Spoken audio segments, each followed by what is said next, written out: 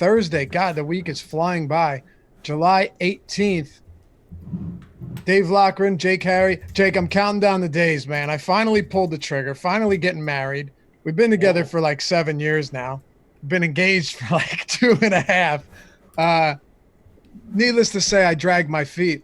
But yesterday was the 1 month away mark, and now it's starting to get real. Oh, all right. I got the volume on right there, so ignore that. But yeah, man, that sounds exciting. I think exciting is the right word. I think I'm going to Uh, bail. No, I'm just telling kidding. everyone, all 100 people that are watching right now.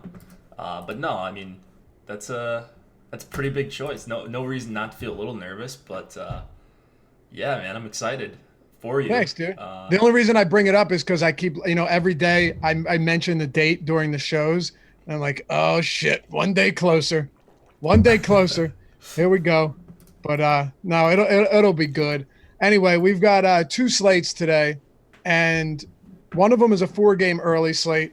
I really, just based on the ownership that you had mentioned to me before we started the show, I think there might actually be some leverage here that we can talk about. And then we've got a 8 game, I believe an 8 game late slate. I know we have 12 total games on the day. Um, by the way, Yahoo Daily Fantasy Sports, sponsor of the Deeper Dive, the Deeper Dive too, but also the MLB Strategy Show. A very simple way, if you haven't done so already, to get $30 in Yahoo Sports Rewards points to use as cash on the site to win money and then withdraw money if you so please, is to go on to awesemo.com. We can't post the links in Yahoo or in YouTube anymore. It's unfortunate, but that's the way the world works. Go on to awesemo.com, look at the Spotlight Hitters article right on the homepage. It's free content. And you'll see the link to Yahoo right there. Click that link. That'll get you the $30. When you sign up, use the sign-up code Awesemo. You'll see where to do it when you use the link. Very simple. Get up to $30 in Yahoo Sports Rewards points when you deposit. And play on a site where you're not competing against 150 lineups from each person, where the management fee is lower than any other site. I know Jake mentions this a lot, but they have the 0% management fee contest very often. You just have to get in the morning. But even the regular ones are lower than any other site. An industry standard, you might say, or the gold standard in terms of management fees. And now, Jake, they're doing the 33% payout. So for people looking to make money, but also hold on to their money when they don't have the best night, the 33% payout offers you an opportunity to enter different contests now where there's not as much risk. Right, exactly. I mean, you're just not going to find better tournaments than what Yahoo's offering as far as your long-term ROI. So yeah, it's fun to chase the 50K, 100K days like Alex, like we'll talk about in just a second. But there's also something to be said for staying alive and winning a few $100s, especially if you're a low stakes player, or even if you're not a low stakes player. Getting that extra few $100s of volume on Yahoo is going to be really valuable to your long-term ROI. So you're just not going to find better tournaments, low management fee, no management fee. It's just we're not kidding when we say you're not going to find better stuff than what Yahoo's offering. So click the link. It's on the Spotlight Hitters article on the homepage of awesemo.com, and use the code Awesemo, AWESEMO, when you sign up. Get $30 in Yahoo Sports Rewards points. Good as cash. All right. We've got two slates, but first let's take a quick look at the lineup study. Familiar face did well yesterday, I suppose. Yeah, I don't know. I haven't taken a look at all the other tournaments, but the one that I clicked on was the Was that the first one you clicked on too? Yeah, I did. I know. Let's see. So I'll click on the $15. This was on the main slate. Another familiar name. Tom finished in 10th. So, this is a nice profit for Tom right here. $2,400. He cashed 56 out of his. I'm guessing he did 150. Yeah, 56 out of 150. So over a third of lineups. Probably 2.5x his money, or maybe 2x his money or so. In the $10, but it's really tough in these tournaments. As we talk about, Alex finished higher than Tom actually in this tournament. He finished 7th in the $15, but only profited $975 because he only cashed. Listen to this, Lofty. 16 lineups out of 150, but he made a profit in the most top-heavy tournament in the industry. Well, Like, he's just a I machine. mentioned that to you before we started the show that I've seen Alex enter contests with 150 max entries and cash like one of them out of 150 and win the whole thing. So it is a really unique approach. Yeah, and then in the 555, he won this 17K profit. He maxed it 7 entries, only cashed 2 of them, but the one entry he cleared it. He cleared everyone else by 26 points.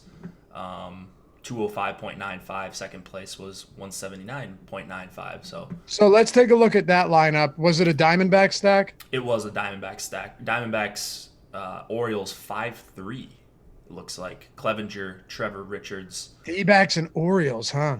Mm-hmm. Oof. That's what he's so good about doing is just creating leverage. So Yep. Chavez was popular in this tournament, 21%. So you knock out 20% of the field.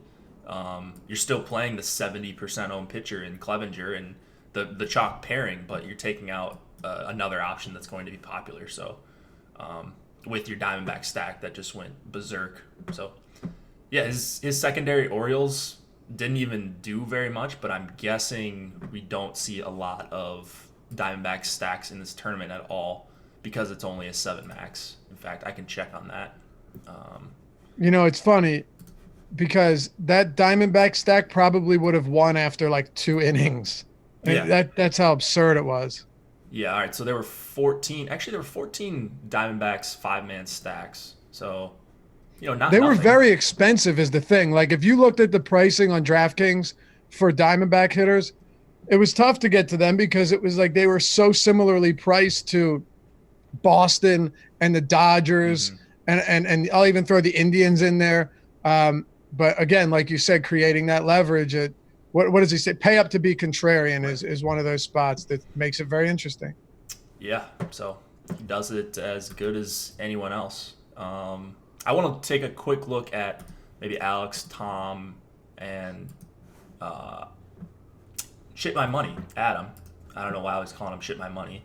His name's Adam, but see just if there's any big differences. It looks like their exposures in the $15, at least at the top, were all pretty similar. They were all Clevenger, then Richards were kind of their 2 top guys. They all actually Alex and Adam had about 35% of Chavez. Tom faded Chavez basically 6.7%, so he was well under the field. And so does that mean that there was a specific team or two that he had a lot less of, maybe a higher price team? For Tom? Well, yeah, I'm saying if the only reason to really play Chavez is to get super expensive bats into your lineup. Yeah, I mean, it looks like Alex played a ton of Dodgers. Yeah, it looks like his Dodgers and Red Sox were kind of his top 2. Makes sense. For Adam, just looking at the exposures quick, Dodgers and Red Sox and Nationals, he had a bunch of. So whereas Tom played a lot of the Astros, which were a little bit cheaper, guys like Reddick, Chirinos, Altuve, Bregman, a lot more affordable. So that's why you didn't get to as much Jesse Chavez. That makes sense. Yeah, good stuff. Pretty good showing from the pros. I mean, tons of familiar names last night at the top of these MLB tournaments. All right, what do you say we get this started then? Let's do it. By the way, talking about the pros, Alex Baker, Awesemo himself, developed all the tools that we have at awesemo.com. The ownership projections, you and I are going to talk about them. Player projections, the stack tool, which is really awesome. Usually we don't get that till after the show's over, but it's on the site. The Fantasy Cruncher add-on, the lineup builder, the Data Central where you have a ton of stats. All of them, of course, super applicable from a DFS standpoint. The articles from myself and Jake and Adam and Ben Rasa doing awesome PGA content with Jason Rosslin, and really every sport, tennis, WNBA, NASCAR, MMA, everything. We've got it if they run DFS contests. So if you want to check it out, you can get 50% off your first month by simply using the promo code Deeper Dive.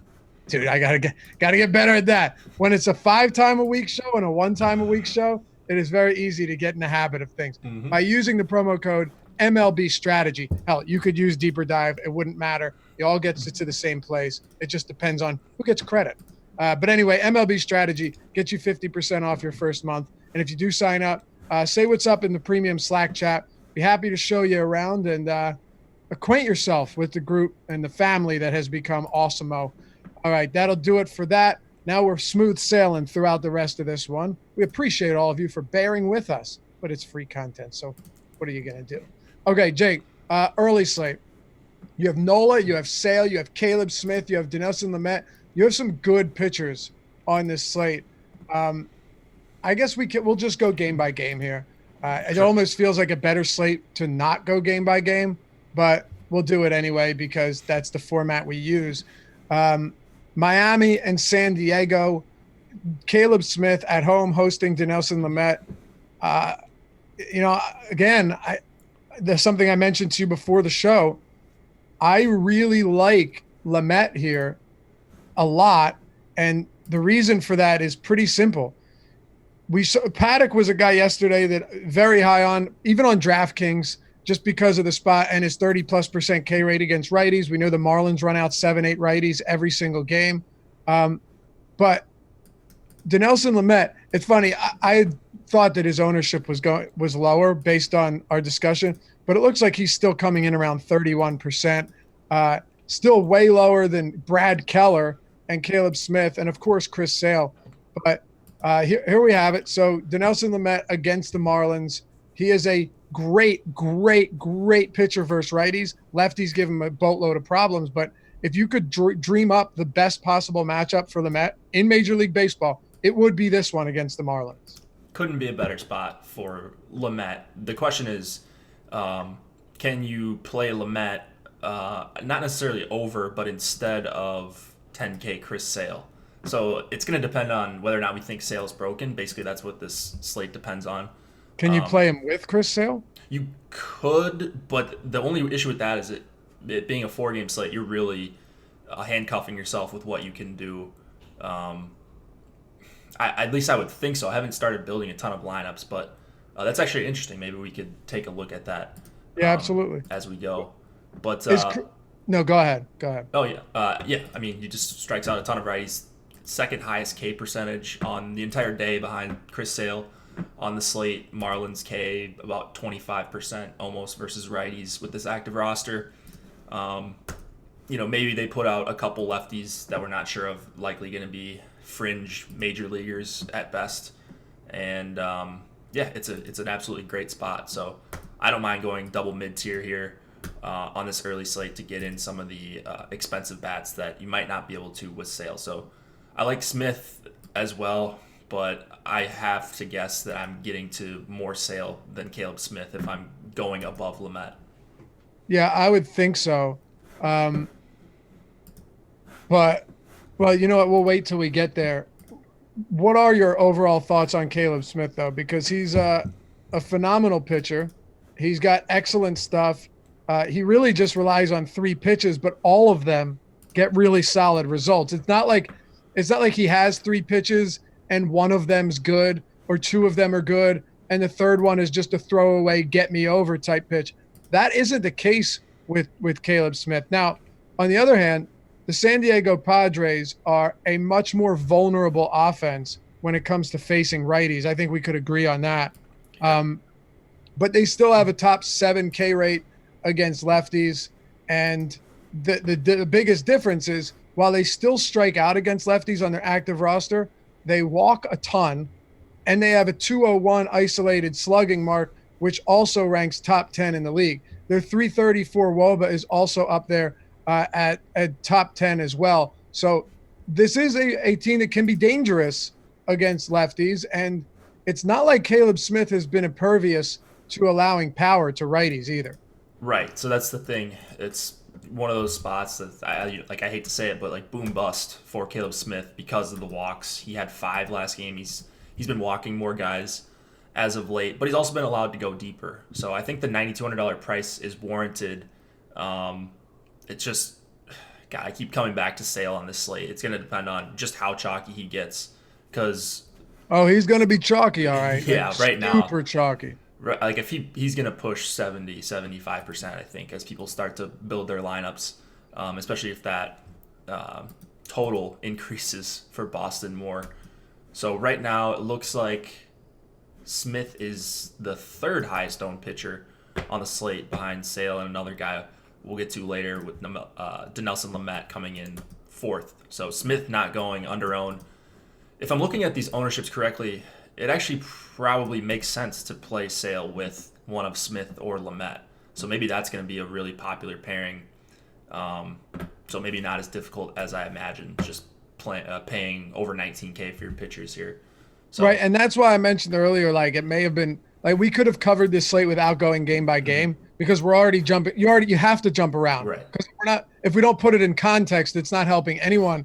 And what I mean by that is Brad Keller's projected to have 43% ownership on DraftKings. Jake, 43%. Look, I get it. He's the cheapest pitcher on the slate. We just saw Glenn Sparkman go out there and look like Justin Verlander, with a just ridiculous complete game 8K shutout. Sure, I totally understand why you're going to get ownership like that. Duffy had a solid performance yesterday, but the question is, does 43% Brad Keller paired with 65% Chris Sale make the most of sense on this slate? What would your answer be to that? I don't think so. I'm going to try to get away from that pairing as much as possible. So whatever I have to do to kind of weigh ownership more or weigh leverage against Keller more, I'll try to do, because on a 4-game slate, I want to just get away from the chalk pairing, especially if one of the pitchers just isn't very good. Keller's not great. Maybe he's not as bad as some people think, but 16.4% K rate for the season. Just maybe slightly below average numbers at best across the board. So he's not really a guy I want to play as chalk, especially when there's a clear chalk pairing. And you know why he's chalk. It's because you can play Red Sox with Sale, and that's great. But I'd rather play one of these pitchers that I think can get you 30 in the Miami game rather than playing a ton of Keller here.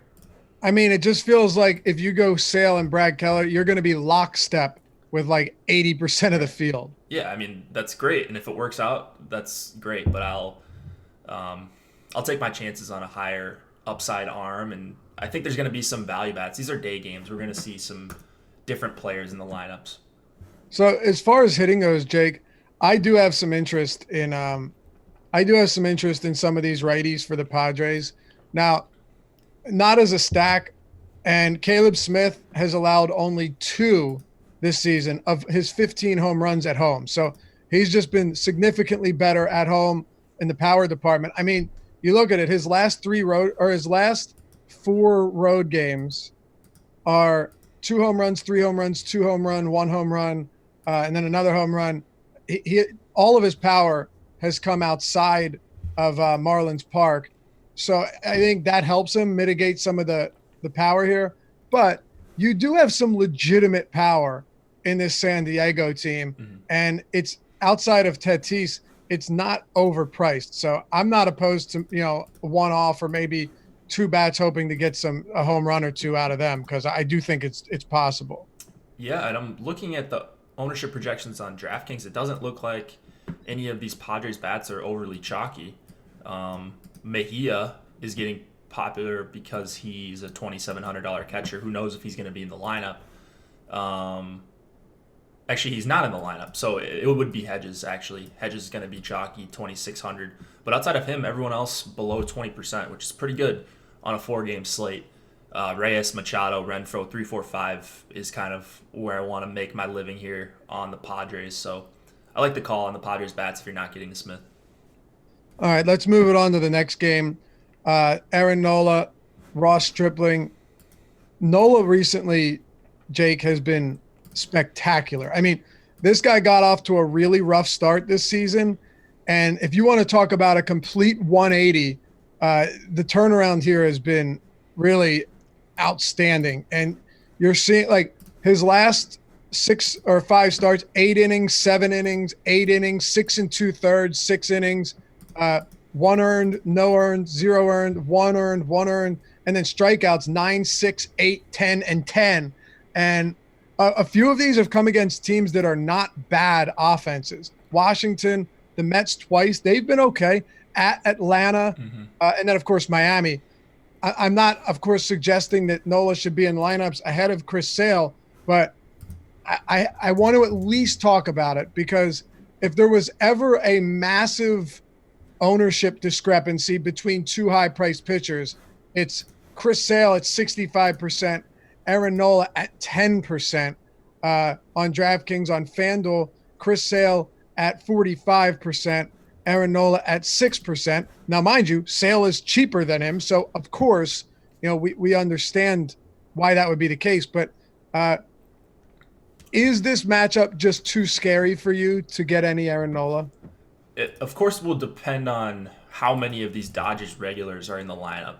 Like, if we get Jock, Verdugo, Turner, Bellinger, Muncy, that's probably going to be enough, Seager, to scare me off just because it's so deep. There's no breaks. It's arguably the best lineup in baseball when healthy.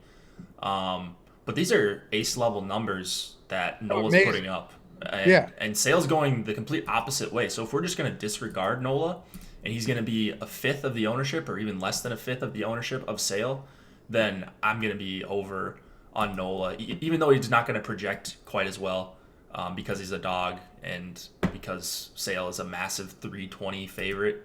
I still want, I don't want to completely ignore Nola just because of the tough matchup. He's navigated some really tough matchups, especially the one in Atlanta. I mean, super impressive. Same thing against the Nationals. So if Sale falters, you've got a clear pivot and a guy who's been pitching as well as he has his entire career these last 5 or 6 starts.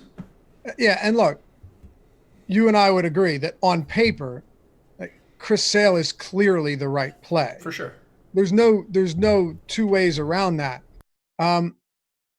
He's faced this same Toronto team twice over the last month, and they have made life very difficult on him. Again, that is not to say that you look at 3 games against, he's allowing almost a run per inning against Toronto in 3 starts this year. That really isn't to say, oh, he can't have a good start today. Of course not. But I think it is to say that in terms of just current form, and I know we don't talk about this a lot, it's not a PGA show, but in terms of current form, Aaron Nola has been one of the best in the league, and Chris Sale, as you mentioned, has been trending downwards. I guess we'll get to that game next and try and distinguish why that's happening and if it's real or if it's just, if really he's just had some bad luck.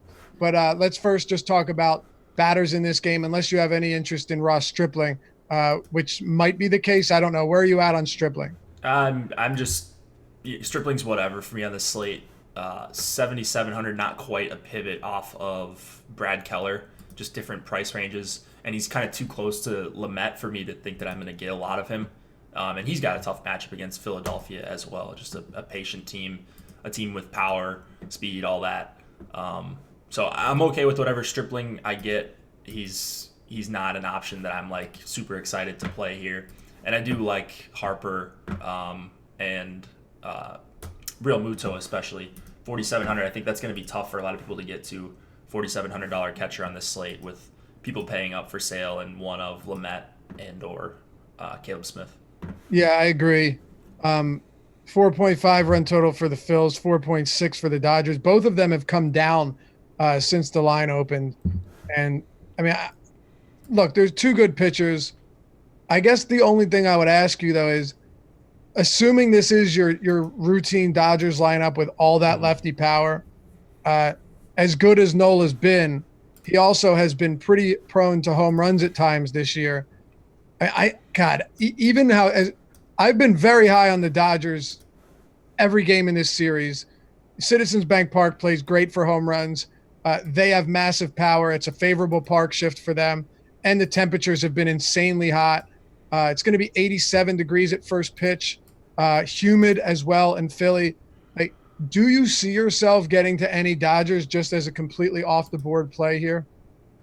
I could see getting to Jock and maybe maybe Turner, but Bellinger and Muncy are going price they're going up against a non-ace like Nola's been. So I don't really love them as a stack. I think if I'm going to an expensive stack, if I'm trying to get a $5,600 and a $4,800 player as part of a stack, I'm probably just going to the Red Sox. They look like the clear number one to me. So let me just play devil's advocate Sure. for a second here. If Nola labors early on, it's an if, of course, and you only see him get through like 5 innings, which he's done a lot this year, not lately. The Phillies might legitimately have the worst bullpen in the league right now, with the injuries and the active players on that roster as the relievers. We've seen it so frequently. Just look at this series alone. The amount of runs that this bullpen gives up in the latter innings of the game at least makes me consider a Dodgers stack here because of just how absolutely dreadful this bullpen has been for Philadelphia. That makes sense. They're tied for the highest WRC plus versus righties this season. So if it's a somewhat normal lineup, they've got as much upside as anyone. They've beat up a ton of good pitchers this season. 223 ISO.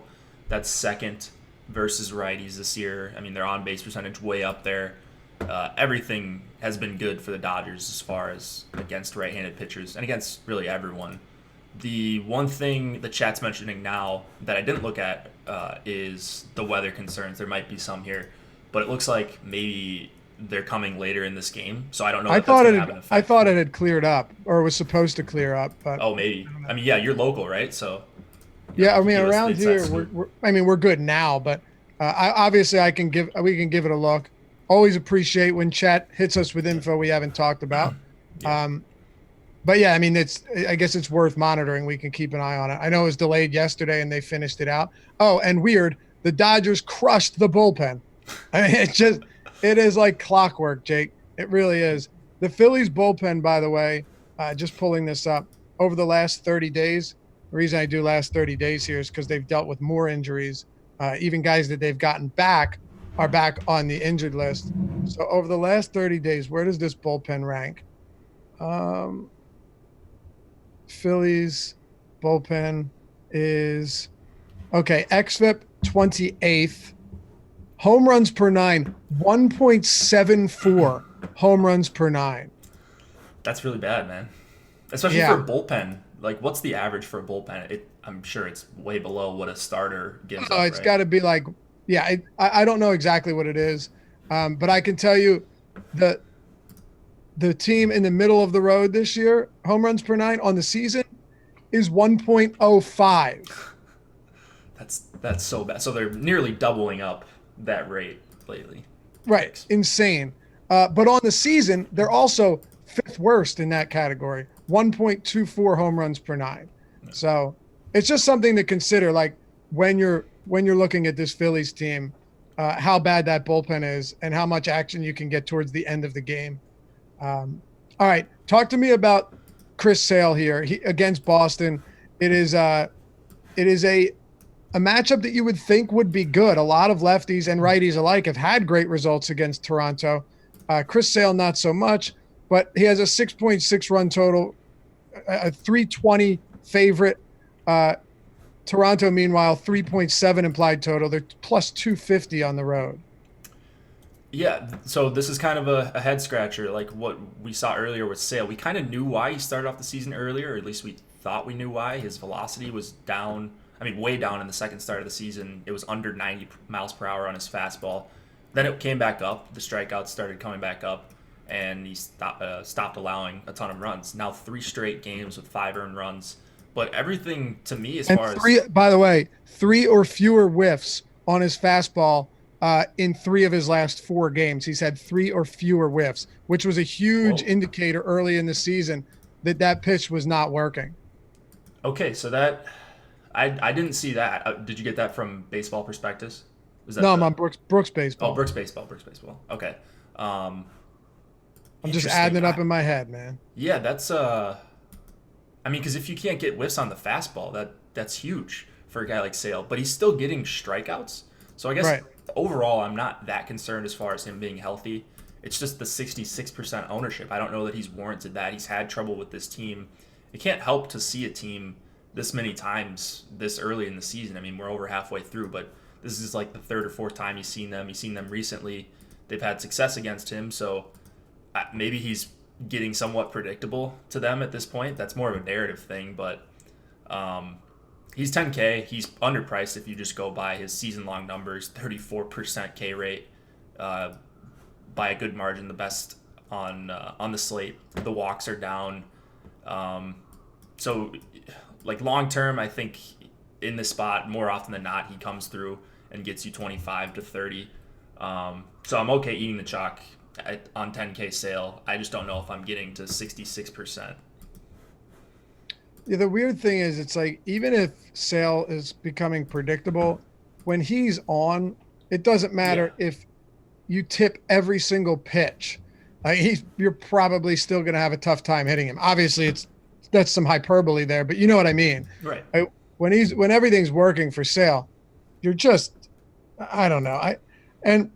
I mentioned the whiffs on the fastball.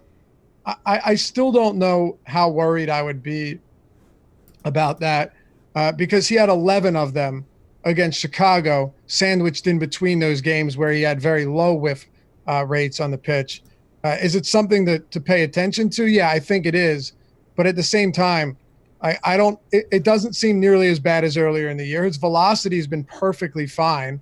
One game was against the Dodgers there, so I don't really have a whole lot of concerns about that. I don't know, man. If I had to lean one way or the other, I'd say that he's probably fine, and this has just been a bit of a rough stretch for him. But yeah, I don't know. Maybe we're missing something. I don't think we are. There's not a huge indicator that there's something wrong with him, and the Red Sox obviously don't believe there's something wrong with him. So if this is just normal Chris Sale for 10K on a 4-game slate, I think you just eat it and take whatever sale you get. Some people might get 100. I don't think I have an issue with that. I just don't know if I'm going to get there. Well, you mentioned the biggest point here is just the price tag is absurd. Yeah. Like if Sale was 11.5 or up to 12K like he had been, I think I could make a very good argument that Aaron Nola might be a good pivot here. Mm-hmm. But Sale's just too inexpensive. Yep. What about the other side, Thomas Pannone? Ooh, gonna be pretty much completely off him. I mean, looks like above 6 implied total against here. He hasn't gone really deep at all this season either, so you're not getting a discount on him. Really tough matchup against the Red Sox. Looks like they're rolling out a pretty normal lineup. Betts, Bogarts, JD, all in Chavis in the 6th spot. So not much I'm seeing for Pen Juan here. All right. Is that how you pronounce it? Is it Penon or Pen Juan? I don't know. I don't know. I said Pannone. I don't know. Panini? Right. Yeah. Who knows? More so talking about Boston bats, though. Yeah. Look, there is going to be a lot of ownership on Boston hitters, and for good reason, of course. But let's talk about this Boston team. Last I looked, a 6.6 run implied total for the Red Sox. Mookie Betts right now, I'll just use DraftKings for now. Mookie Betts 28%, JD Martinez 40%, Bogarts 20%, Michael Chavis at 17%. I mean, there's a lot. You know, you're not going to be getting low-owned Boston bats, and I think we obviously know why. Rafael Devers is only at 9%. That's probably because of that price tag. But what are your thoughts here? Do you eat the chalk with this and Sale and the other pitcher? How are we doing it? I'd be less likely to eat the chalk on Keller than Sale or the Red Sox bats. Oh, for sure. So I think just if you're stacking the Red Sox, just know that you're going to be a lot with the field. Maybe you include Devers. He's still batting up in the order. It's still pretty likely that. How do you play Sale and the Boston, a full Boston stack without going to Keller? You're not playing Ross Detweiler, are you?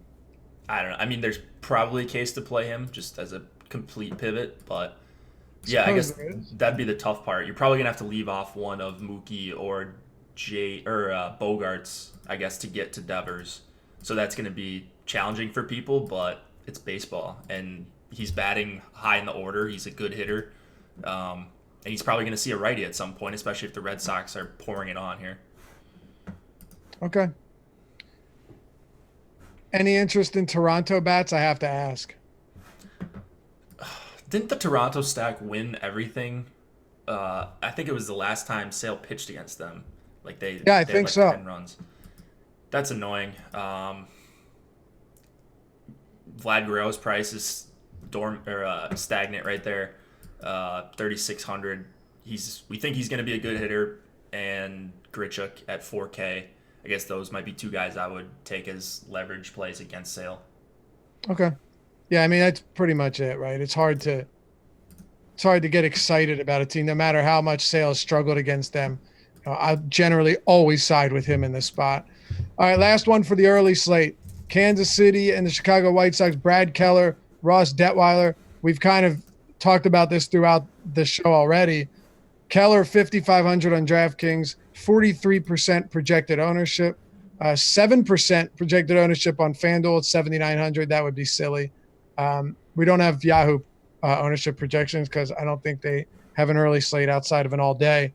So what are we doing with Keller? I'm going to try to get underweight. It'll depend. Like if Alex has him grading out as an elite value, which I don't think he will, then I would get to close to the field. But I don't think Keller's going to grade out that well, even as a value play. Like he might get to 10 DK points for a projection, and that's fine. There's not really other options in this range, but a 5.1 implied total against him, wind blowing out 95 degrees in a day game in Kauffman Stadium, which plays more towards hitters when it's this hot. So I really like White Sox bats as leverage because some of these guys like Moncada and Abreu are priced in the mid tier, whereas they're not going to pop that much in optimizers when you've got like Sale, or I'm sorry, when you've got other cheap bats elsewhere. So yeah, give me some White Sox, man. And you get added leverage against a pitcher I don't think is very good. I mean, Keller has had fine starts this year, but I don't think he's nearly worth 40+% ownership here. No, and it's like if Keller were to give you 12 fantasy points, it's possible that it's fine. But if you're fading Keller and he only has 12 fantasy points, it's also very possible that you win that out. The ownership on the Cubs bats, and just looking at it, or sorry, the White Sox bats is a lot lower than the Kansas City bats right now, it looks like, Jake. Yeah, and I'm not like I don't think you need to play a Sox bat or two against Keller in the same lineup. It's a 4-game slate. On a 3-gamer, maybe I would do that, but here it's going to be one or the other for me, and I'm hoping that I'd get to a lot of Moncada and Garcia and Eloy Jimenez if he's in, but especially Abreu. So 1, 2, 3 in the projected White Sox lineup is really, really appealing to me. Do you like the Royals? Yeah, Merrifield leading off at 5,400 is going to be tough to get to. Man, I don't know how to pronounce this guy's name, but in the 5 spot, $2,300. Did not expect to see him there. Mondesi, not in the lineup, makes this lineup look so much worse since he's on the IL. They're kind of priced way up. Dude, you can pronounce that name. Come on now. That's not a bad one. Artega? Yeah. I'm assuming. Sure looks like it. The E. Humberto Artega. Umberto? Yeah, okay. I guess probably a Latin name, so silent H. But it's not Irish. Yeah, you're right. Yeah, man, the bottom of the lineup's cheap. The top is not cheap at all. So I would think I get to more White Sox than Royals just because of my grading for leverage, because you're not getting much leverage at all on KC. For sure. And Mondesi on the IL doesn't exactly help either. Yeah. All right. Anything else for this early? Well, how about this? We obviously don't want to take up too much time, but let's throw a Sale Lamet lineup together like Sure. we talked about. Do you have Cruncher open? I've got the lineup builder up. Okay. So let's do it with the lineup builder. We'll start with Sale and Lamet. You have just shy of 4K remaining per player. Mm-hmm. I suppose we could try it with a White Sox stack. Oh, yeah. Now you're speaking my language. Because it doesn't seem – now, Eloy Jimenez is on the IL. Oh, okay. So he just landed on it. It looks like this morning or last night, but I'm assuming we don't have a lineup yet, do we? Now We don't yet. you think Laurie Garcia leads off again? I would think so. Dual position eligibility. Let's see here. So you could do something interesting is you're going to get leverage no matter like with this pairing anyways if you're not playing Keller. You could do a White Sox Royals game stack. So you could go Artega at 2,300. You could go 1 through 4 White Sox if you go Garcia in the outfield, Moncada, Abreu, McCann, and then just fill in the rest of the lineup with Royals bats if you need to, or you can go 5-3. It seems doable to me. Yeah. The only problem is the price of Merrifield is just really up there. Like I would like to get Merrifield if I'm stacking the Royals, but I don't know if we're gonna be able to fit him in here unless you go, Bubba Starling and Billy Hamilton. Yeah, I mean, I don't know if we're supposed to build full lineups here, but whatever. Well, There's Artega feels like a cash lock, by the way. Yeah, $2,300, 6 implied total. I mean, you're not going to find a better option than that. It looks like shortstop isn't completely stacked here either. Manny Machado, dual position eligibility. I'm not seeing a stacked shortstop position. Segura, 4,500, doesn't have the platoon split. So, yeah. And Artega has shit for power, but at the same time, you know, it's hard to get away from that, really. Okay. Let's so would you say it's definitely doable to make a Sale Lamet lineup and feel decent about it? For sure. Okay. Well, we got it then. Let's move on to the next slate here. Unless you have any additional thoughts on this early slate. I think we've covered it pretty comprehensively. Yeah, I think we did a good job covering that. So we got all the angles there. Lineup should be coming out. We actually just got projections out as well. So you guys are pretty much set. Ownership's out. It'll get updated. This slate locks at 12:10 Eastern. Is that right? Is it 12:10? I think it's early. Yeah. Let's see. Game 1. Yeah, Miami, 12:10. Okay. Now we just need the stack tool. There we go. All right. So 7:05 start time. First pitch on the night slate. We've got 8 games. We start with New York Yankees, Tampa Bay Rays, Charlie Morton, and Chad Green. So the early, mind you, this is a doubleheader. Yeah. This is a doubleheader, and the first game, unless they have it like as a standalone, I don't believe it's being carried anywhere. So that's at 3 p.m. Game 2 doesn't have a definitive start time, but they're calling it 7:05. I want to point that out because do you remember the issues we saw with FanDuel earlier this year where they're like, hey, if it starts before this, it won't count. If it starts after, it will. I don't see, unless you do, I don't see a definitive start time here. I see a definitive start time for game 1. Right. So this will be fun on Live Before Lock, sweating to see if we get a lineup before this lock time. So I have no clue how they're going to handle this. You have to have a really quick game. The game's not really quick, but it's a quick turnaround. 3 p.m. Eastern for the first game of the doubleheader. They're going to turn right around, even if it takes the standard 3 hours, and have a game basically in an hour at a 7:05 Eastern lock or start time for this game. So this one could be confusing for a number of reasons. FanDuel is not good at handling this kind of thing. I don't know what DK is going to do. If I remember correctly, they possibly just took the game off the slate when we had a situation like this earlier in the year. I can't remember what it was, but I remember DK handling it much better than FanDuel. So they removed it entirely is what they did. Okay. Absolutely. It was the White Sox against the Yankees, and I'm pretty sure that Giolito was pitching. Yeah. Pretty sure it was Giolito because I know some people actually had interest in him. This was when the Yankees lineup was still pretty beat up with all the injuries. So I don't know. We'll see. But I just want to get that out there because it's possible that we could run into a similar situation. Assuming we don't, what are your thoughts here about Morton? And then I guess you have Chad Green as the opener.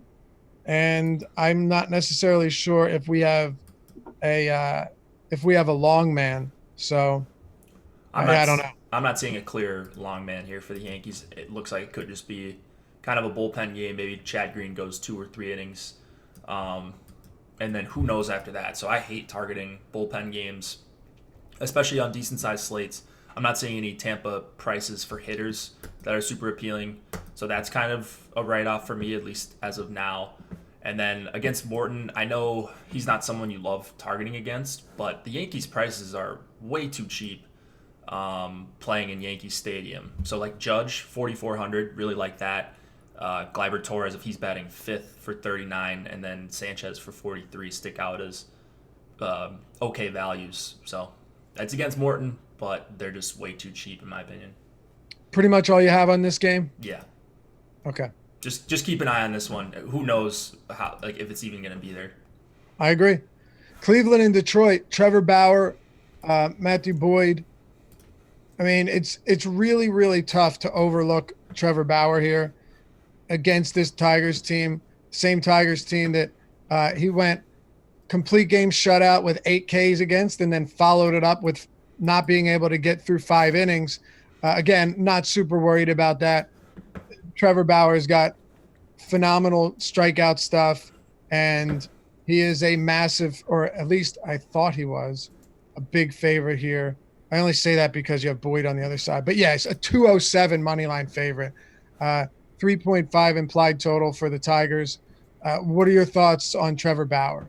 Bauer, clear number 1 for me on this slate, raw points wise. I'm guessing he's going to grade out okay as a value as well. For 11K on DraftKings, you look at his price on FanDuel, he is at 10.8. That's your cash option right there. And then Yahoo, he is $51. So he should be in your cash lineup, I think, on every site, unless something wild happens between now and lock. Just the clearest path to not only a win, but a bunch of strikeouts against the Tigers. He does struggle with power at times, oftentimes against the Twins and Max Kepler for whatever reason, but there's not much power on this Detroit team. They've become a little bit more lefty-heavy as of late, but still a 78 WRC plus versus righties. Nothing holding me back from playing a ton of Bauer. Here's one I'm not really concerned about the chalk if he's going to be in the 30% range. Man, those numbers against Kepler are outrageous. Yeah, it's just, I don't know, like, Max Kepler owns real estate in Trevor Bauer's head. And it's not hard to own real estate in Trevor Bauer's head either. He went on that block rampage. I think I'm blocked by one person, or at least that I know of. It is Trevor Bauer. And I mean, I don't really talk shit to people, but the whole drone incident. Do you remember the drone incident? Yeah. Oh, man, it was wild. He seems like he might be a little bit too cerebral for some. But I'm with you. He's also a really, really good pitcher, and he's got an outstanding matchup at Progressive Field. Not really. He's been way worse at home this year, but I mean, way worse at home. But I don't think that's something I want to really read into all that much. Plus, the strikeouts at home have been elite anyway, so that's really all I care about. And I would expect him to get back on track here. Any thoughts on Matt Boyd? Just a tough matchup for Boyd. I know Cleveland hasn't been great, but Lindor at 4,400 is ridiculous. Like the Yankees, you're going up against a good pitcher, a guy who's been really, really good this year. But 4,400 for Lindor leading off seems kind of crazy to me. And that's kind of it for a 5 implied total. I hate the idea of stacking against Boyd here. So do I. Because the one interesting thing about Boyd is, like, he is a really good pitcher, and he's been one of the best all season long.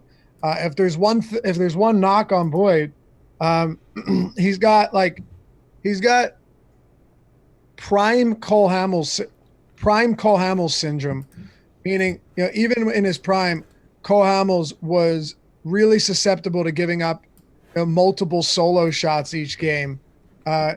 Boyd has allowed 8 home runs over his last 4 starts. Yeah. He's allowed 3 in 2 of them, 2 in another one. Against Kansas City, he didn't allow any. But recently, Matt Boyd has struggled pretty mightily.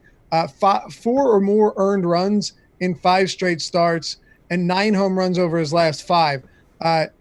Multiple home runs allowed in 5 of his last 10 starts as well. So if you're just looking from a power perspective, I'd be lying if I said I didn't think there was some element of just getting a contrarian stack in there with some power bats from Cleveland, because Boyd has not looked himself lately, and the power seems to have been a serious issue.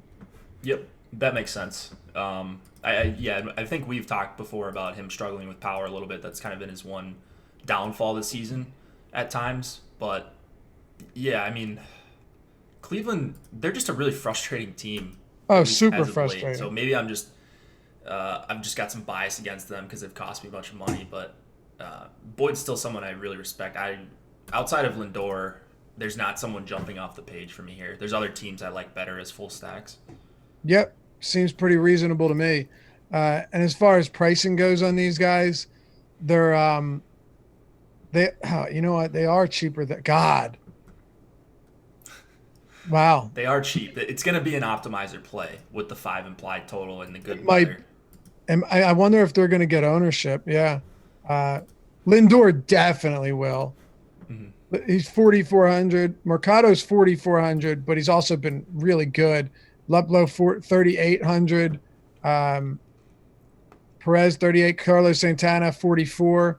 So not a difficult team to stack if you were looking to do so, which is one thing worth talking about. But all right, let's talk about Cincinnati and St. Louis. Cincinnati favored here. Tanner Roark at home against Dakota Hudson.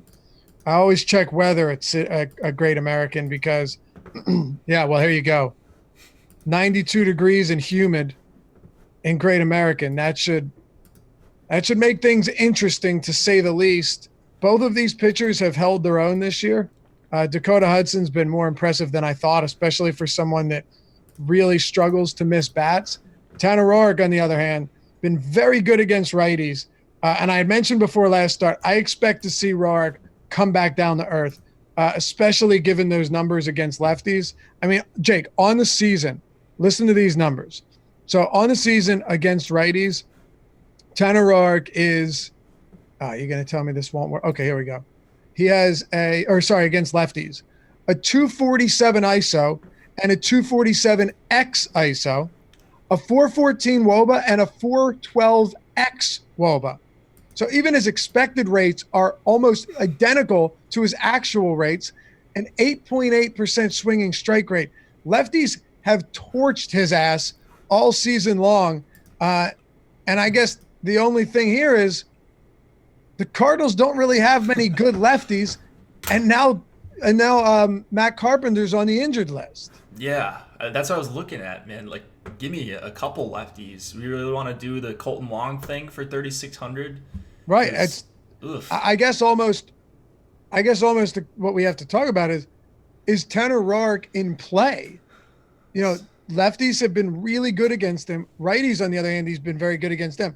The Cardinals' active roster does not strike out a lot, but actually, I think they have a top 10 K rate versus righties. They do. Actually, it's 10th highest in the league. Where do you think they rank in WRC plus against righties this year? Cardinals? Yeah, take a guess. I would say like 16th. Try 28th. That's pretty bad, man. They're better than the Marlins and the Tigers. They are 29th in ISO, better than only the Marlins, and weighted on base average. Again, this is their active roster, is 28th, ahead of only the Marlins and Tigers. They've been maybe one of the most colossal disappointments this season from that standpoint. Yeah, and now you take out Carpenter, kind of a low K guy. You're playing. Absolutely. I don't know how much Edmund K is if he's leading off. 4,100, that looks like a pretty decent value. Against Roark, one of the few lefties you'll get. But like O'Neal, massive K rate. Bader strikes out in the 8 hole, you're getting a pitcher spot. Maybe you can consider Roark here. That's a pretty low total for the Cardinals, under 5 with this kind of weather in this ballpark. Absolutely. Um, Yeah. Man, I wasn't really considering it, but now that we talk about it and I took a look at the rest of the slate, just like looking to see which pitchers I would play over Roark, and it's not very many right now, at least in his price range. So, Dude, he has a 27% K rate against righties and a 5% walk rate.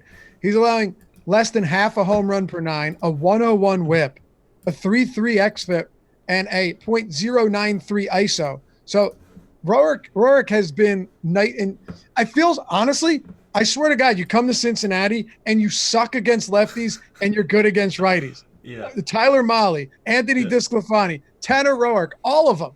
Yeah, they just disregard one side of hitting and just dominate righties and just let the lefties jack home runs against you at home. All right. Yeah, normally any lefty-heavy team, I'd love them against Roark at this park. Would love them. But, like, is there really much to like here is the question for the Cardinals. I don't think there is.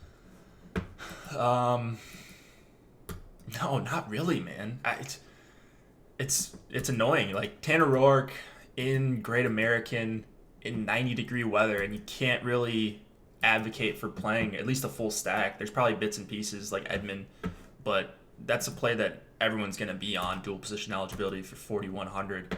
I think he's really cheap on FanDuel as well. Yeah, 2,500 leading off, so that's certainly a cash option if you're paying up for Bauer. Yeah, it's Edman? difficult. Yeah, Edman. Yeah, I agree. That would definitely be the one that makes the most sense. Mm-hmm. Outside of that, though, kind of ugly. Yeah. I might end up on some Roark. What are your thoughts on Cincy bats against Dakota Hudson? Another pitcher who, by the way, has been markedly better against righties than he has against lefties. Not in the strikeout department, but definitely in the power department. 2 home runs per 9 to lefties, .07 or .067 to righties, night and day. Yeah, so Dietrich and Votto and Winker to some extent are guys that I think should be targeted. I don't know that I love the stack against Hudson either, just because of the elite ground ball rate. He's still holding it at 60% this season, Hudson is. And that's exactly what you want to do in weather like this. Reds have been better versus righties than the Cardinals have, that's for sure. And you get a really good righty in Suarez and Puig, who hits righties well for his career. So I'd be much more likely to take a few hitters for the Reds than I think the Cardinals here. But it's not like they're my number one stack or anything. They're more going to be fillers than anything against Hudson. Yeah, I agree with that. Votto's power has just been zapped. But you know what? I will step back for 1 second and just say that and I don't know if Dietrich's going to be in the lineup. He got hit with the pitch in the knee. Yeah. But I still think Dietrich and Scooter Jeanette, their prices have come up a little bit. But to me, they're still very affordable given this matchup against Hudson. Super hot, humid temperatures. I actually don't mind them at all batting, assuming they bat 5th and 6th. If you had Puig or Suarez in there, you could kind of get a mini stack in the middle of the lineup, which could actually pay off pretty nicely against someone that's really struggled against opposite-handed hitters. Yeah, pretty good prices on FanDuel for the Reds too. And maybe Winker will be in the lineup. He's also pretty cheap. That could open things up a little bit. And he has enough power to produce here. 9 of his 14 home runs have come at home, which is really no surprising at all. All right. Jake, talk to me about Atlanta and Washington. We've got Steven Strasburg and Kyle Wright on the mound for Atlanta. Strasburg, of course, going for Washington here. The Nationals on the road are here it is, -128. So they're decent favorites on the road, nothing spectacular. A 4.5 run total for the Braves, which is kind of high going up against Chris Sale. Are you seeing? Okay, so first of all, Strasburg, he's not someone I have a ton of interest in. Not because of the hot weather. I know the narrative's there, but it's because a lot of pitchers struggle in warm, humid weather Oh, that it's we have in Tiran, Atlanta. isn't it? Yeah, that's what I was going to ask you. Yeah, if it my was Terry. fault. Yeah, it's Julio Tiran, my Okay. fault. Okay.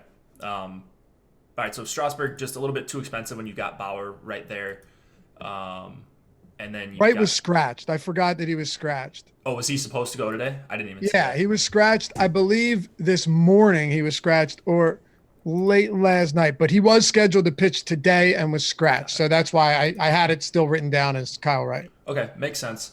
So I think I'm going to be off of Strasburg. I like some of these Braves power bats. Freeman under 5K. Albies, if he's in the 6 hole, you'd like him not batting 8th for 4,100. But like Acuna and then Donaldson for 4,500. So kind of sprinkling in these Braves bats is something I'm really interested in. And then Teheran, I'm guessing. Where's he at for ownership right now? Because I'm guessing I'm going to be over the field on Teheran just because of his price. Let me check. 13. Okay, yeah, 13%. You got him at 13% ownership on DraftKings? Yeah. Okay. I think that's fair. I would like to be up in the 20% range because, like I said, there's very little cheap options to look at here. Maybe one in the next game, but yeah, it's not a great matchup at all, but possibly a righty-heavy lineup for the Nats. I'm looking at the projected lineup right now. I see 6 righties, not including the pitcher spot, Strasburg. Okay. He hasn't been great against righties this year either, but you'd rather have him go up against righties than a lefty-heavy team. Yeah, I tell you, it's so weird that Strasburg against the Braves just seems to go out there and mow them down. I don't know what it is, and I'm not a BVP guy, but it feels like every time Strasburg faces the Braves, I shouldn't even say it feels like because it's not a feel thing. It's actually Strasburg goes out there and dumps all over them from the strikeout standpoint. Wow, yeah. What's that? I said, wow, yeah. I'm looking. Well, crazy, specifically right? One start, 7 innings, 11 Ks. Yeah, dude. The Braves never have that happen against them. But now that I think about it, that does ring a bell as far as Strasburg just mowing down Atlanta these last few seasons. Yeah, I know. He had a recent one where he wasn't great against them, but then last year, I guess he had 10 strikeouts, 8 strikeouts. Yeah, I mean, it might just be more me remembering those ones than the ones that weren't good. It's very possible as well. Strasburg's very good. He still has excellent strikeout stuff, which is obviously what we value the most here at Awesemo and where you should value the most anyway. But how do you even with ownership factored in, how do you prioritize him over Bauer? I don't think I could do that. No, I don't think I could. So I don't think I will be doing that unless we saw that discrepancy, like Strasburg was 4% and Bauer was 50 on an 8-game slate. Then we're talking about something different. But right now, I don't think Bauer is high enough owned. Yeah, no. What is he, around 30%, right? 33 or 34, I think.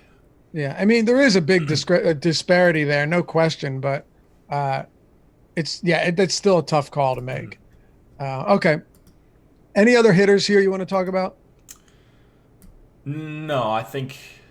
Soto. You should always mention Soto versus Teheran, 5,100 there, and then just those few guys I mentioned for the Braves.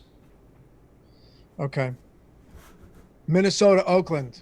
We are more than halfway through, Jake, this slate. Mike Fiers, Kyle Gibson. Dude, Fiers, it's really strange. Like, I still can never get on board with a guy who needs to go 7 innings and allow no runs to give me a viable start because he's only going to give you at most 4 or 5 strikeouts. Like, over his last 10 starts, he has less than 5 strikeouts in 9 of them. 9 of them. His price has come down quite a bit, but Minnesota's a dangerous baseball team at the plate. And then Kyle Gibson, 6,800 on DraftKings, going up against an Oakland team that has very much, and I'm sure we've all seen it, very much so, cut down on strikeouts this year, especially against lefties, but really across the board, they've done a much better job of limiting their strikeouts. So that's what you have on DraftKings over on our sponsor, Yahoo. You have Fires at 43. No, thank you. You have Gibson at 37. I just have a tough time really liking any of these guys today. Gibson is the one that I would get to Gibson over Fires. I think Yes, very clearly for sure. here. I just don't know where his DK points are going to come from. So you're just looking at a pretty low upside spot for Gibson. That doesn't mean that he's not usable here because we're seeing Merrill Kelly get ownership, and for $800 more, I think Gibson's a better pitcher. So Gibson 24% K rate almost this year overall, but yeah, I was scrolling down seeing where the A's rank for their active roster versus righties this season, and they're bottom 6 right now, just under 21%.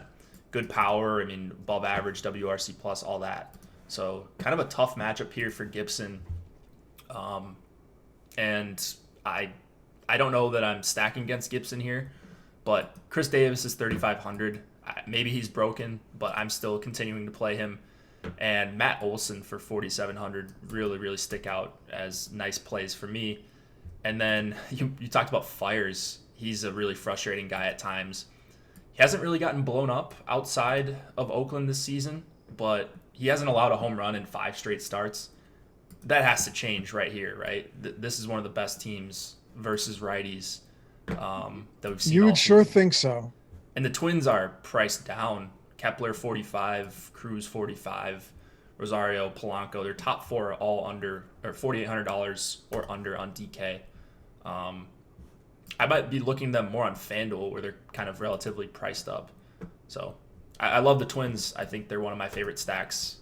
It seems like a pretty good spot for Fires to have one of his patented blow-ups here. It does. I tell you what, it's been pretty remarkable that he's been able to kind of just keep runners from crossing the plate, but I don't disagree with you at all. It really does feel like at some point this has to change, and maybe it'll be today. By the way, I just wanted to go back real quick. I think we may have been a little bit off base talking on the early slate, just because we got the stack tool update. This will blow your mind. So the White Sox have the 3rd highest top stack probability at 5.9%. Ownership at 15.9%. Okay, so hold on real quick and then go fire away. Kansas City, 6.7% top stack probability. Now, granted, it's not the end all and be all. I get that. But still, I wanted to point this out. Their 2nd highest top stack probability, under 7%. Ownership, 32.8%. for KC? For KC. Is that broken? Like that seems crazy even for a 4-game slate. So maybe what that is that people are just going to Sale with Smith, Lamet. Like that's just what everyone's doing. Keller's ownership is maybe coming down a little bit, and then they're just people are going to optimize their lineups. And since that game is relatively cheap, you're just going to end up on a ton of bats there. So you know what? This might be wrong because Boston isn't in there. And Philly is. Or no, Philly should be because they're the early slate. What teams are in there that should be? Tampa and Tampa's in instead of Boston. So that's why. That's got to be it. Right, so there's 11 teams. Oh, the Nats. They're also in there. Nats and Tampa are in it. Boston should be. Okay, got it. And Baltimore's in there too, which shouldn't be. Okay. All right, so if we get that updated while we're still going, I'll definitely let you guys know because I think that's really important for this early slate. Okay. Anything else for Minnesota and Oakland, or you want to move on here? I think we're good. I like the bats, specifically the Twins, and I will be playing some Gibson. I can almost guarantee that. All right, Matt Harvey towing the rubber for the LA Angels against the Houston Astros. He made his first start since being activated on 7/13. He was almost a 2-month hiatus here. Came back, was okay, not bad, not great from a fantasy standpoint, but able to limit runs. Harvey's biggest issues have been against righties ever since he lost that fastball velocity. And now you have Wade Miley on the other side, who has been a really good back of the rotation guy, just not for fantasy purposes. What are you doing with this game? I'm not playing Miley. I would struggle to get there, especially if Trout is back in. Angels are a terrible K matchup for a guy that already doesn't get a lot of strikeouts and is priced up. And there's wind blowing out. LA weather, mid 70s, it's looking like. Or I guess Anaheim weather. But it's Trout and Ohtani probably is about it for the Angels. Maybe Upton for 4K. And then Harvey's a $4,800 pitcher that's breathing, as Adam likes to say. So I hope I don't get to him. He went 93 pitches though. So if things do go well, if he gives you another 5+ innings, he's probably going to pay off the price tag. That being said, I hope I get to zero Harvey. I want to make that clear. And the Astros look priced down, especially Brantley, Altuve, and Bregman, right in the middle of that lineup, all under 5K. Altuve down to 4,200 against a guy with issues versus righties. Right. All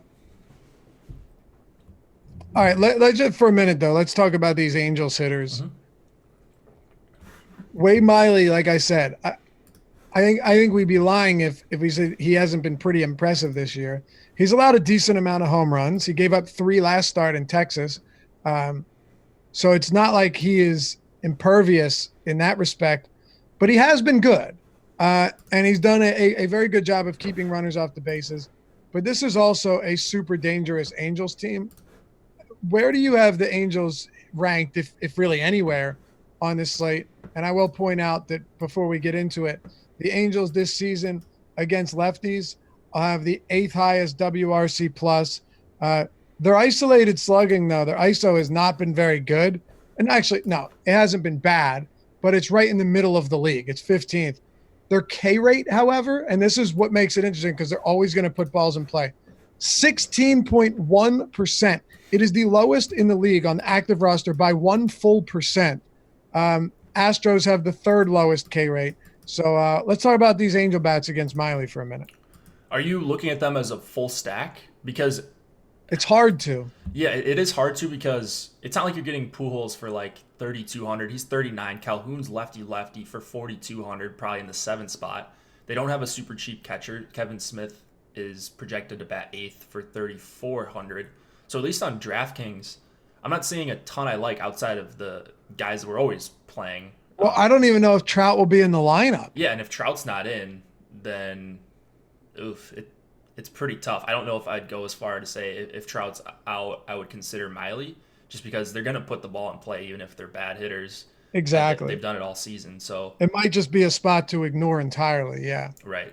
And I don't mind Ohtani versus lefties. I just think Ohtani's a really awesome hitter. So lefty, maybe you get him at low ownership. I wish there were a few more lefties in the Astros lineup, but yeah, would be nice. You know, I don't think it's crazy to consider them as a decent stack here, but not one of my favorites. Right now, Matt Harvey ownership 4% projected on DraftKings. That is the 3rd lowest. The lowest, Wade Miley at 0.1%. So there you have that. All right, 2 games to go here. Let's close it out strong.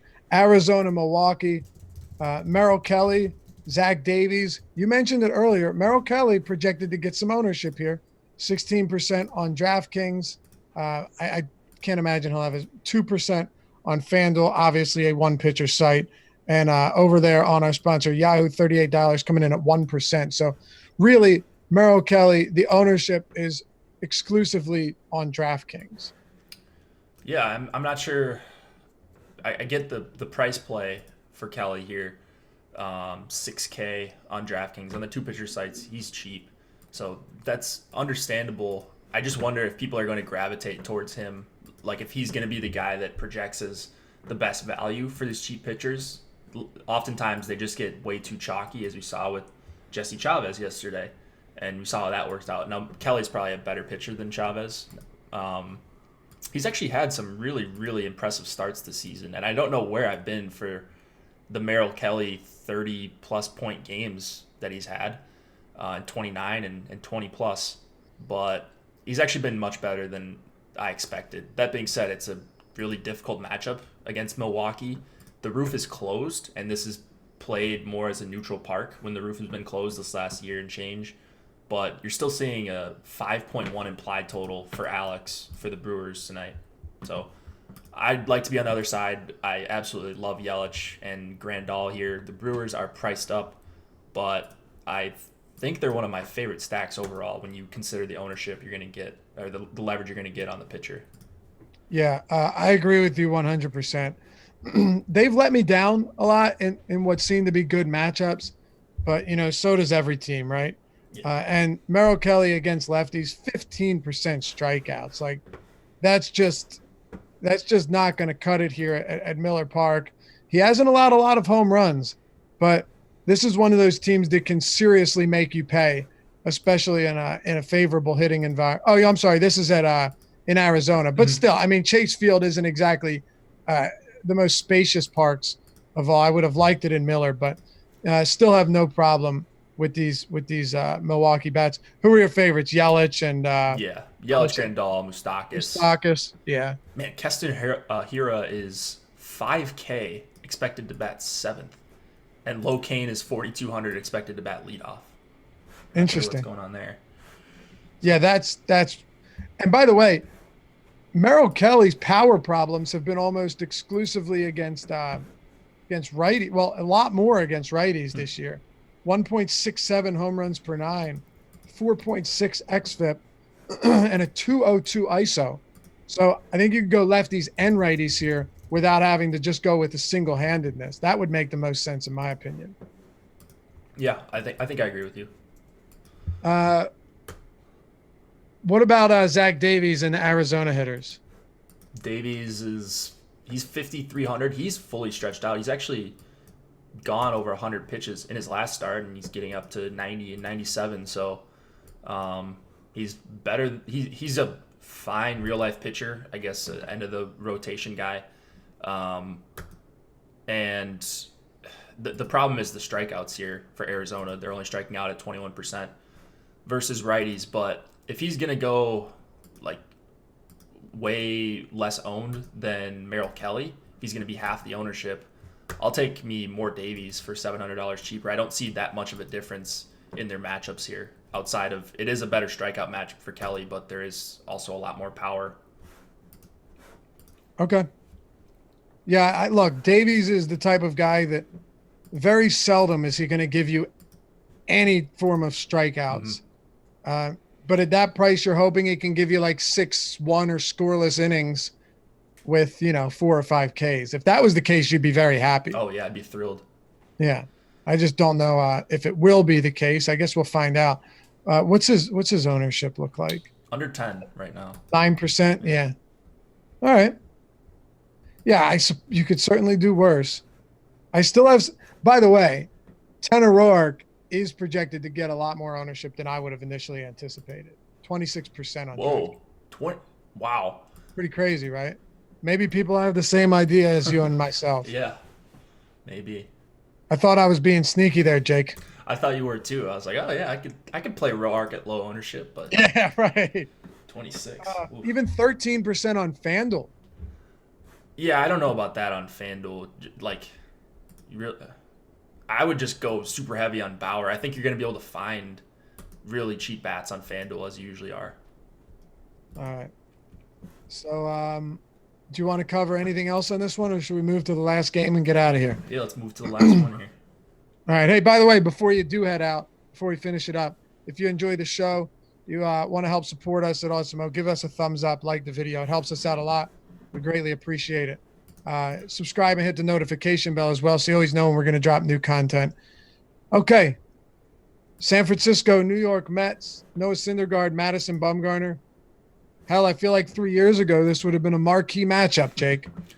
No kidding. All right, so Bumgarner is the second highest owned pitcher right now for us on the main slate. He's rivaling Bauer as the chalkiest option. And that's understandable. It is an elite park he gets to pitch in. It's a low total going against him. I'm trying to pull up right now the numbers for the Mets against lefties. I think they're really bad from a strikeout perspective. Let me check on this. Actually, they've come way down. They started off really bad. That's what it was. Yeah, 20. and power-wise, I'm pretty sure they have a decent amount of power against lefties too. Yeah, 196 ISO.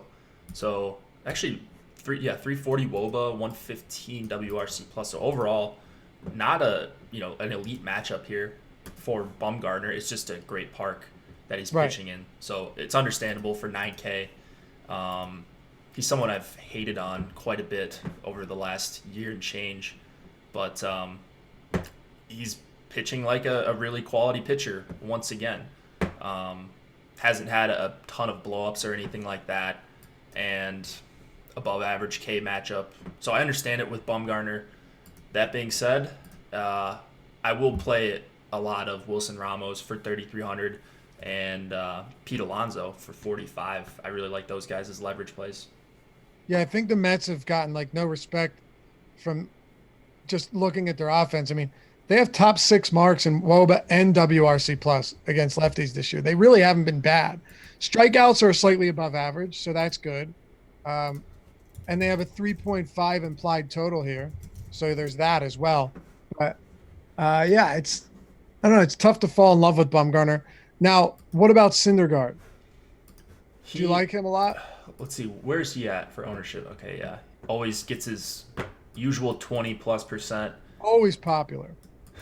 The Giants aren't that good of a strikeout matchup, and Syndergaard there's always something with him every start, it seems like. It's like he doesn't walk guys at a high clip, but it feels like every plate appearance is so long. Yeah.